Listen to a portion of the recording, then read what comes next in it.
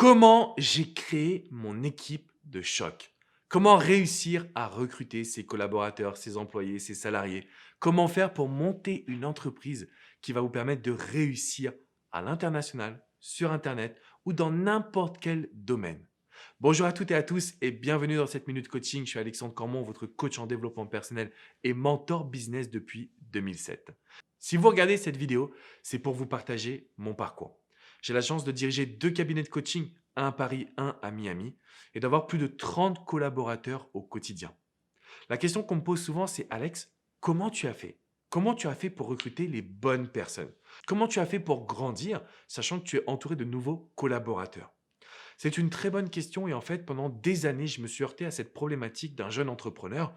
Comment on fait pour vraiment embaucher les bonnes personnes? Comment on fait pour se constituer une équipe?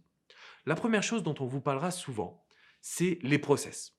Pour réussir à avoir une équipe de choc, vous devez avoir des process. C'est-à-dire que quand une personne va rentrer dans l'entreprise, elle doit être en mesure d'être rapide, d'être fiable et d'être productive, donc d'avoir des résultats également. Le meilleur moyen de faire ça, c'est de lui donner les process, donc les actions à réaliser. Je me suis aperçu qu'en créant un maximum de process, ça ne faisait pas forcément une réussite. Pourquoi? Parce que, alors je ne dis pas que ce n'est pas important d'avoir des process, c'est très important. On met en place des process pour que la personne puisse suivre les étapes. Il y a une personne qui va le faire en 10 minutes, l'autre qui va le faire en 2 heures. Ce n'est pas la même productivité.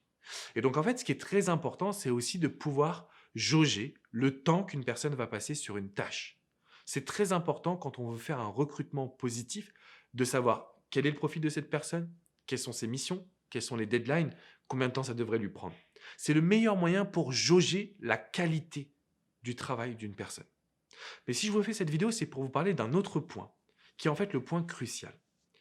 Quand on me demande: Alex, comment tu as fait pour créer ton équipe de choc? Comment tu as fait pour recruter?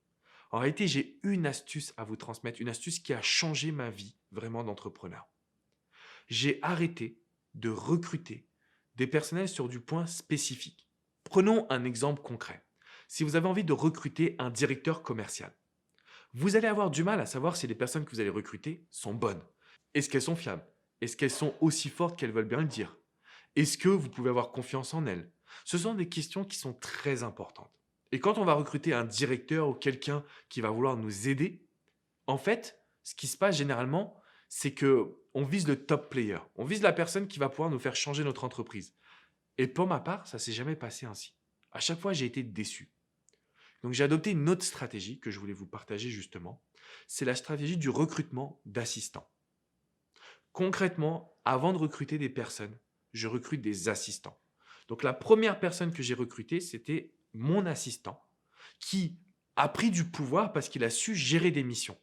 Et une fois qu'on a été vraiment tous les deux full, c'est-à-dire qu'on n'avait pas possibilité, on n'avait plus de temps, on n'en pouvait plus, on était fatigué, là, on a recruté des assistants. Une assistante de la personne qui était mon assistant qui devient pour le coup responsable du service client. C'est-à-dire qu'au lieu de recruter des responsables, je vous invite à recruter des assistants aux personnes qui sont déjà dans votre équipe. Donc vous allez me dire: mais Alex, quand on commence, on fait comment? Eh bien, vous faites exactement ce que je viens de vous transmettre. Vous prenez votre assistante. Une fois que vous avez votre assistant ou assistante, derrière, ce qui va se passer, c'est que vous allez pouvoir lui trouver un ou une assistante quand son travail va être très bon dans un domaine spécifique. La vente, la relation client, la gestion des réseaux sociaux. À ce moment-là, vous prenez un ou une assistante qui sera sous son aile, entre guillemets, qui pourra à terme devenir le directeur ou la directrice d'un domaine.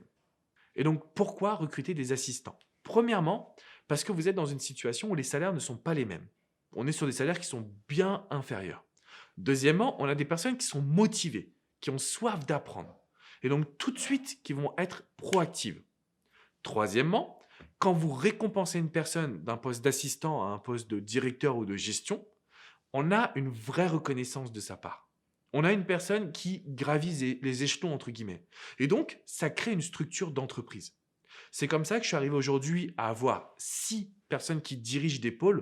Donc, il va y avoir par exemple le pôle communication, le pôle multimédia, le pôle vente, le pôle service client, le pôle, qu'est-ce qu'on a d'autre? On a aussi le pôle formation et le dernier pôle qui est le pôle secrétariat administratif. Dans chacun de ces pôles, j'ai un directeur qui a commencé en tant qu'assistant. Sauf qu'on s'est rendu compte que sa qualité première était dans ce domaine spécifique.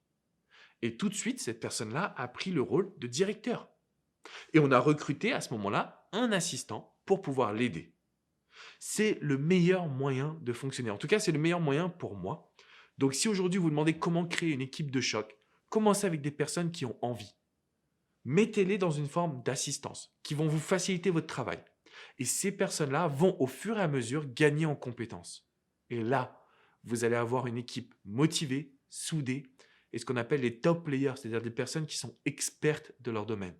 Parce qu'elles sont parties chercher l'information, parce qu'elles ont montré de l'envie. Donc, si vous voulez aujourd'hui créer une équipe de choc, si vous avez envie d'avoir le recrutement idéal, je vous invite à suivre cette stratégie parce qu'elle m'a permis de réussir en France, aux États-Unis, sur les marchés de diverses langues. Je pense à la langue portugaise, l'espagnol, l'italien, le russe. Tout ça parce que j'ai toujours recruté une personne qui était mon assistante. Par exemple, si je dois former une personne, je la forme, ça devient mon assistante qui après prend l'envol et peut devenir directrice, directeur, gérer un projet. J'espère que ça vous parle, les amis. Je tenais à vous le transmettre parce qu'on entend beaucoup de choses et que c'est vrai que c'est un grand dilemme pour un entrepreneur. C'est extrêmement compliqué de savoir comment gérer une équipe de choc. Grâce aux assistants, vous avez la solution. Donc, n'hésitez pas à appliquer ces conseils. Dites-moi dans les commentaires ce que vous en pensez. Je vous invite également à mettre un petit pouce bleu et bien évidemment à rejoindre cette communauté d'entrepreneurs qui veulent vivre de leur passion, créer leur art et surtout faire grandir leur entreprise. Si c'est votre cas, rejoignez-nous en vous abonnant juste en dessous. Si vous voulez aller plus loin, sachez que je fais du coaching personnel, je vous accompagne. C'est du coaching vraiment puissant pour faire passer votre entreprise au niveau supérieur. Pour ça, vous pouvez m'écrire à l'adresse alex@nextlevelbusinessteam.com. Je vous dis à très bientôt pour une prochaine minute coaching. Ciao, ciao les amis!